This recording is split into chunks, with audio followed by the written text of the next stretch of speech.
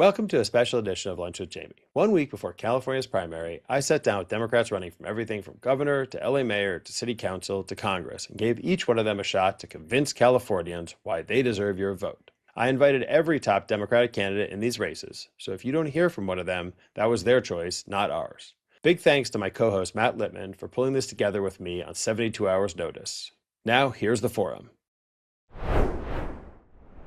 Welcome to the Jamie's List First Candidates Forum. For those of you new to Jamie's List, welcome. For the regulars, nice to see you.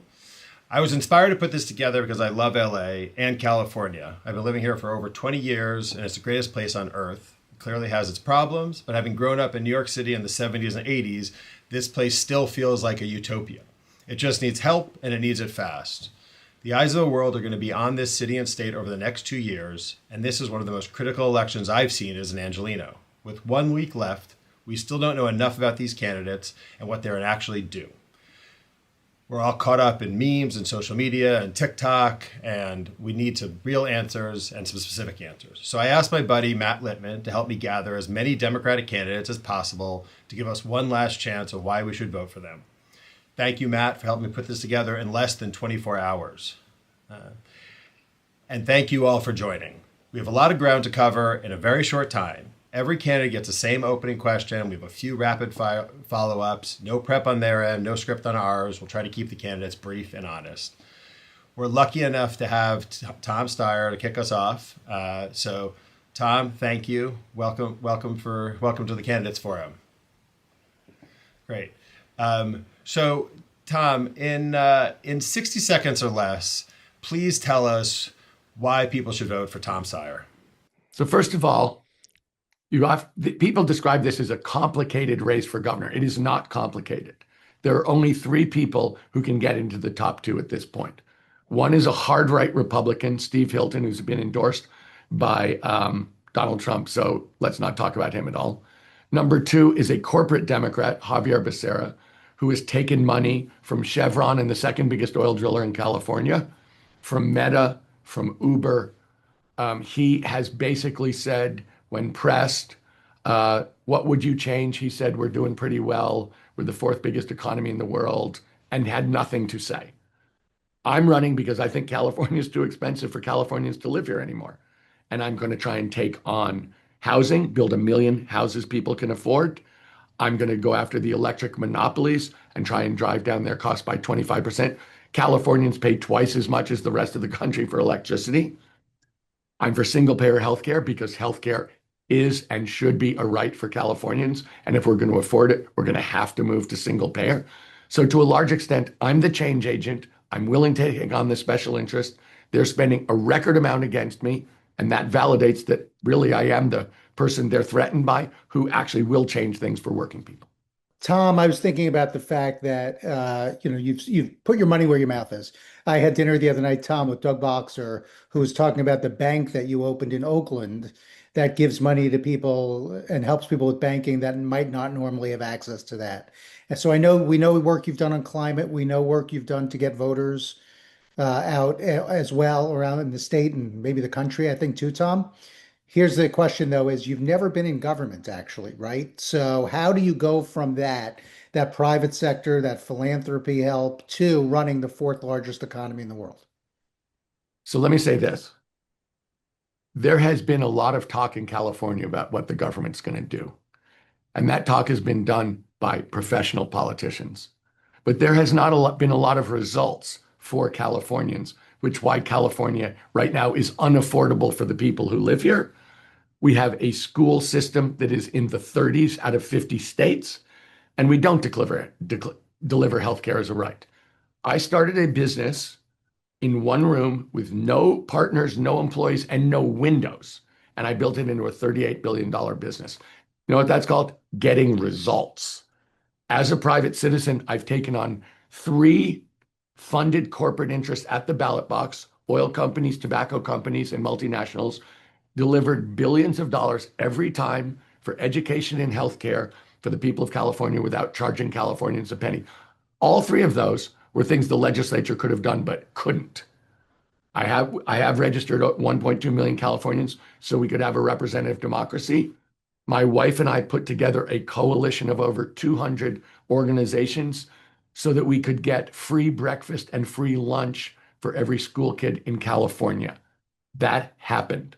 I've gotten results. I could keep going, but I want to say this. I have gotten results consistently as a private citizen in the public sector for 15 years. I believe as governor, I'll keep doing the same thing, taking on the corporate interests, delivering for working people, and actually, I call it shared prosperity. This is the richest state in the country, and we have the highest poverty rate. We are not delivering, this government is not delivering for working people in the state of California. And if we're going to have change, it's not going to come from inside the system.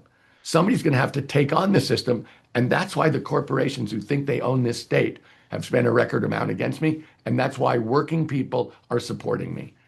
Honestly, we're going to need change, and we're going to need change from someone who's always gotten results. And that is immodestly who I am. Tom, you mentioned the business community. California continues to rank at the bottom 48th, 49th, 50th in place to do business. Why is that, and how are you going to change that starting on day one? So I think there are two issues there, Jamie. One of them is cost.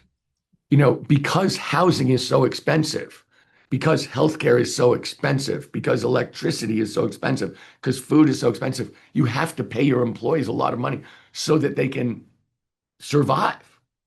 And so the first thing is it's very expensive to employ people in this state. The second thing is this. We have had a lot of conflicting rules, of regulations, multiple agency, multiple points of contact, very expensive and confusing and not coordinated. And I think one of the things that's true about California, we've written a lot of laws. It's a question of how are we actually enforcing them, and how do the state, the different agencies in the state, the counties and the cities work together. And to a very large extent, that's a management task. One of the things we've said is we're going to have an Office of Intergovernmental Affairs so that actually we coordinate these things and hopefully stop have conflicting, overlapping, expensive regulations that are doing the same job multiple times with no coordination. Tom, let's switch over. You've heard this question before. How does a billionaire relate to the average person, right? So we've seen it work. We've seen it work in New York with Mayor Bloomberg, right? And then we've seen it definitely not work on a federal level, right? With Donald Trump. So for you, we get this question a lot. And I know you've talked about it before, but how do you, given your status, relate to this affordability question that everybody's talking about? Well, first of all, let me say this. I've never inherited a penny. I made money because I started a business and it went very well. And my wife and I have said that we will give our money away to the same progressive causes that I'm talking about working on as governor while we're alive. So the question is, how can I relate? Look, I've said as the candidate, I will go see more Californians and look them in the eye than anyone else. And I think if you check, that's true as a multiple. And it's absolutely critical that we get out. I view that as both a great joy, because for those of you who don't get a chance to do it, Californians are wonderful. This is the Rainbow Coalition, but people are incredibly hardworking, incredibly sincere and wonderful. And every time I go out and meet Californians, it's reassuring and a joy. But let me say this, the problems here about affordability are obvious. The solutions are fairly straightforward. The question is, who in this race for governor will get the results that working people need? And there's only one person who's even saying he will try. I will get the results. And you can look at my record and see I've always gotten results. Whether California is too expensive, that's not an issue. The key thing for me is to make sure that I go out. When you look at someone who's doing an incredibly hard job and being paid very poorly for it in a very skilled and important job, you understand that something needs to change because you can put it with a person. When you go out and see a teacher who is reaching into her pocket for school supplies, can't afford to live in the district where she teaches, but is completely dedicated to the kids, that informs you about where we are in education in California. And that's why we've had a bus tour. That's why we've done a series of town halls. I take questions from everybody, just as I am here, regardless of the questions are. I always say, there are no hard questions. They're unprepared answers. And that is not true. Javier Becerra never takes questions. I am willing to go out and look, and I believe my not just my life experience, but also my connection with people and my goals mean that I am all over these problems all the time, and that's all I'm thinking about. To follow up on that, Tom, I'm thinking about the lack of when you have a lot of money, you don't have to raise a lot of money. In your case, you've put in a lot of money, right? And sometimes being able to raise money means people are constantly giving you feedback. So are you able to get good feedback from people if you're not raising money? And then how does that affect your administration? Well, Matt, that's a great question. And I want to flip it on its head. When I go out to a town hall, anybody can come. When I go out and meet people in the community, I'm meeting people broadly across the spectrum. When you're raising money, by definition, do you know what those people have? Money. So when they're giving you feedback, you're getting disproportionate. If you're raising money from really rich people or billionaires and corporations, they're giving you feedback. And the feedback you're getting is from their bubble. And so you start to think, oh, and you won't believe this, Matt, but I have had very rich people in this state say the problem with this state is the teachers. They're so overpaid, they're driving us into bankruptcy. And it's like, are you kidding? Like, do you even know what you're talking about? But they say it to each other back and forth, and they start to believe it.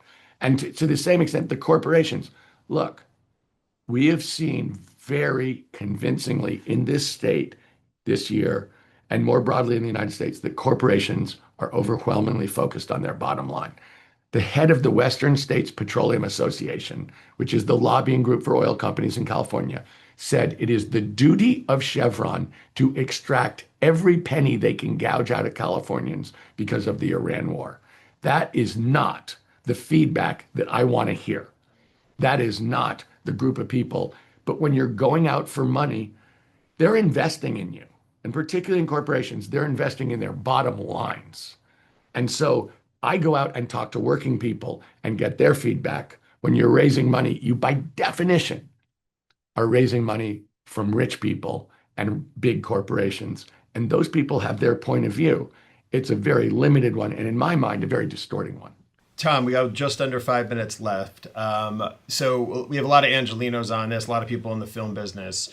What are you going to be able to do on day one to actually stop this runaway production from California? So let me start, Jamie, if you don't mind, at 30,000 feet. Look, I'm on Team California. California, Los Angeles invented Hollywood, invented the film business, invented the entertainment business. And a bunch of people are trying to steal it from us by basically paying productions to go there. And we can't allow that to happen. I'm on Team California because this is a California expertise that exists, that is incomparable, and we need to stand up for those people. So what does that mean? It means going with film credits much more so people are not allowed to buy our business. It means checking every regulation to make sure we're not causing productions to pay money unnecessarily to meet up with regulations that are onerous. It means working with the whole community and putting people in charge of this from the community to make sure we're competing in the smartest possible way and the most effective possible way. And let me say this, the analysis of film tax credits is they bring back more money to the state than they cost. So I see those as investments in California, not costs to California. I am, I may come across as very calm and low key, but I promise you, I'm actually very competitive. And I absolutely want this state and the people in this state and the tens of thousands of people who work in the film and entertainment business to win. And that means I'm going to be spending all my time trying to make sure that that happens. And I'm going to work with people from your community to make sure that that's what's happening. Well, there are a lot of cities in California, but let's talk about how you're going to prioritize LA. Some people are talking about LA in some pretty negative terms right now. We're going to have on some candidates for mayor in a little bit. And there's a lot of doom and gloom here. I think a lot of it the result of the Palisades fire still. How are you? I love LA. I love LA. LA is the heart of, look, if you look at numbers, LA is the heart of California. The idea of feeling bad about LA is not okay. I'm going to be all in on the rejuvenation and the vibrancy of Los Angeles, California, period. And anyone who doesn't do that shouldn't be governor of the state of California. Let me just say that. My son lives in Los Angeles. That doesn't, I mean, I love him. I want him to live in a great place. But this is probably the most critical thing that the governor of California needs to do. So that's why I'm going to stand up so much for the film industry. That's why I'm going to try and make the downtown vibrant. I really care about the fact that Los Angeles, California, and Southern California grow, are fun, have a sense of success again, and feel like, look, I am absolutely, FEMA has not paid people. This is the record amount of time for people not to get paid. It's deliberate. It's absolutely deliberate. They're doing this intentionally to try and hurt Californians. I get that. I'm going to be standing up to this administration because they're trying to hurt us every day. And it's critical. I'll do it in terms of taking on ICE. I'll do it in terms of working for the film and entertainment industry. I'll do it in terms of making sure that we have a vibrant, safe city. That is critical for this state. It's critical. Look, we have to do that. And if you look at my policies, that's what I'm pushing for. I want this to be the greatest state in the history of the world. And if you think you can do that without the people in Los Angeles, then you don't know what you're talking about. Well, as an Angelino, I appreciate that. With 30 seconds or less, what's the one thing voters still don't understand about Tom Steyer, and what's the takeaway you want people to leave when they go in to vote? The one thing I want you to know is you can trust me. I am all in on this. The corporations are spending tens of millions of dollars, $50 million against me. The working people are lined up behind me. The one thing you can know is I am all in on this. I am not going to back down. I'm going to make this happen. And I have no other interest but in making California a great place for working people again. Wow, that's some dramatic music. Sorry. They played me off the stage. Oh my God. Where's the hook? That was the first time you used this timer. Tom, the fact that you stayed to 15 minutes, that was amazing. And your answers were great. I really appreciate it. Good luck in this last week and wish the best to you. And thank you for joining us. Thank you guys for having me. And I definitely can't do it alone. So I would really appreciate your votes.